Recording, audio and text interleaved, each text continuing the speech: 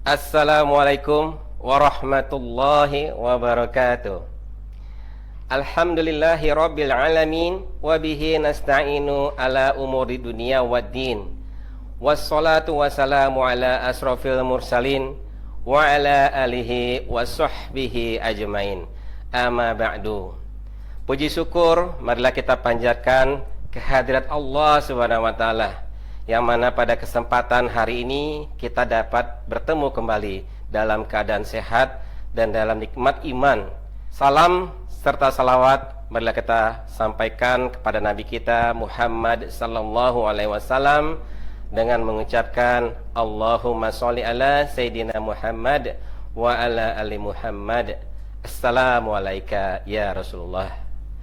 Sahabat peci yang dirahmati Allah Subhanahu wa taala, hari ini hari bahagia, kita bertemu kembali dalam Buletin Dakwah Kafah edisi 198 pada tanggal 14 Zulqa'dah 1442 Hijriah, bertepatan dengan tanggal 25 Juni 2021 Masehi, dengan judul Al-Quran tak layak dibandingkan dengan gagasan manusia. Pernah terfikir oleh kita betapa luar biasanya ciptaan Allah Subhanahu wa taala? Salah satunya adalah sistem pernafasan manusia. Dalam sehari manusia bernafas sekitar 23.000 kali. Udara yang kita hirup rata-rata 6,3 sampai 13 liter per menit. Berarti sekitar 492 sampai 1000 galon per hari.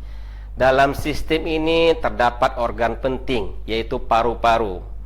Organ ini berperan sangat penting dan menakjubkan tanpa disadari oleh manusia. Semua dirancang dengan sangat detail dan teratur. Masya Allah. Allah menciptakan dan mengatur semua ini. Lalu, pantaskah manusia sombong? Pantaskah manusia jumawa merasa dirinya lebih hebat dari Allah Subhanahu wa taala? Jawabannya tentu sangat tidak pantas. Allah Subhanahu wa taala tak sekedar menciptakan manusia dengan seluruh sistemnya. Allah Subhanahu wa taala menurunkan Al-Qur'an untuk menjadi pedoman dan petunjuk hidup manusia. Al-Qur'an adalah kalamullah, kitab suci yang merupakan firman Allah Subhanahu wa taala.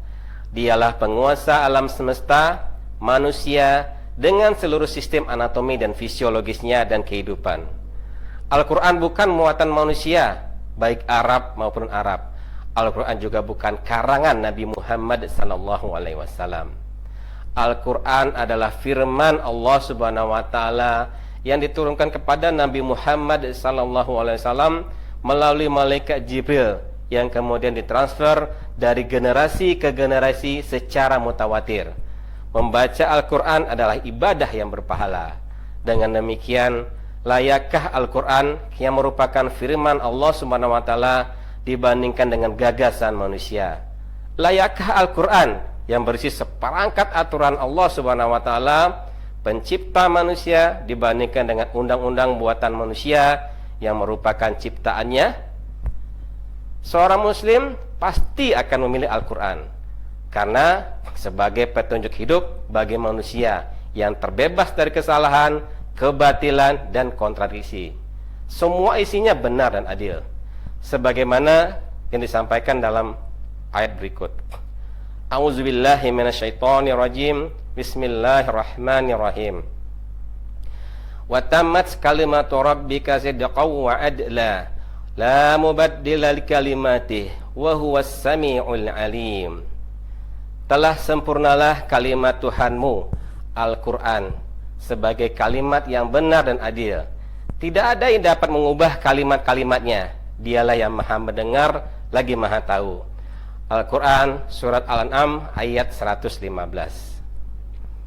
Sahabat peci yang dirahmati Allah Subhanahu wa taala, manusia sebagai makhluk berada pada kondisi tidak sempurna dan penuh keterbatasan. Sehebat-hebatnya manusia dengan akal dan pikirannya, hasilnya tetap terbatas. Dikatakan al-insan mahal al-qata wa an-nisan.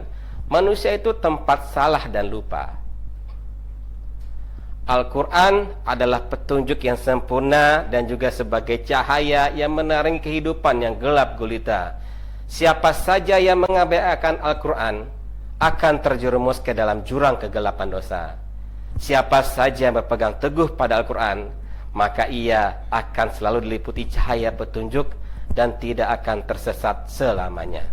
Sebagaimana hadis berikut, taraktu fikum amroina lan tadillu ma tamassaktum bihim katiballahu sunnatar rasulih. Aku telah meninggalkan untuk kalian dua perkara. Kalian tidak akan tersesat selama-lamanya selama berpegang teguh kepada keduanya, yaitu kitab Allah Al-Quran dan sunnahku. Hadis riwayat Al-Hakim. Sahabat PC yang dirahmati Allah Subhanahu wa taala, sebagaimana yang telah disebutkan dalam Al-Quran surat An-Nahl ayat 89, bahwasanya Al-Quran tidak hanya menjelaskan perkara akidah, ibadah, hukum makanan, pakaian, dan akhlak. Di dalam Al-Quran terdapat ayat-ayat yang menerangkan tentang kepemimpinan dan pemerintahan berserta hukum yang wajib diterapkan dalam kehidupan, juga tentang jihad serta rampasan perang, sanksi bagi pencuri, pezina, dan lain-lain. Lebih jelas lagi dalam kitab-kitab fikih dibahas mulai bab taharah, muamalah maliyah hingga al-qada atau peradilan, hudud dan jinayat hingga masalah imamah atau khilafah. Semua itu menunjukkan bahwa Islam mengatur seluruh aspek kehidupan. Semuanya wajib diterapkan secara kafah. Tidak boleh diambil sebagian dan ditinggalkan sebagian yang lain. Tidak boleh pula mengingkari ayat Al-Quran karena bisa terjatuh pada kekufuran. Oleh karena itu, sekularisme jelas bertentangan dengan Islam dan harus ditinggalkan. Sekularisme adalah paham yang memisahkan agama dari kehidupan. Paham sekularisme inilah yang secara faktual berlangsung di negeri ini mulai rezim Orde Lama hingga sekarang. Bahkan kondisi saat ini lebih parah karena yang berlaku adalah sekularisme radikal. Sekularisme radikal betul-betul mengebiri Al-Quran. Syariat Islam dijauhkan sama sekali dalam pengaturan urusan publik di negeri ini. Sekularisme radikal bukan sekedar memisahkan agama dari kehidupan, namun pada taraf memusuhi agama. Misalnya, pernyataan dari pejabat publik bahwa musuh terbesar Pancasila adalah agama.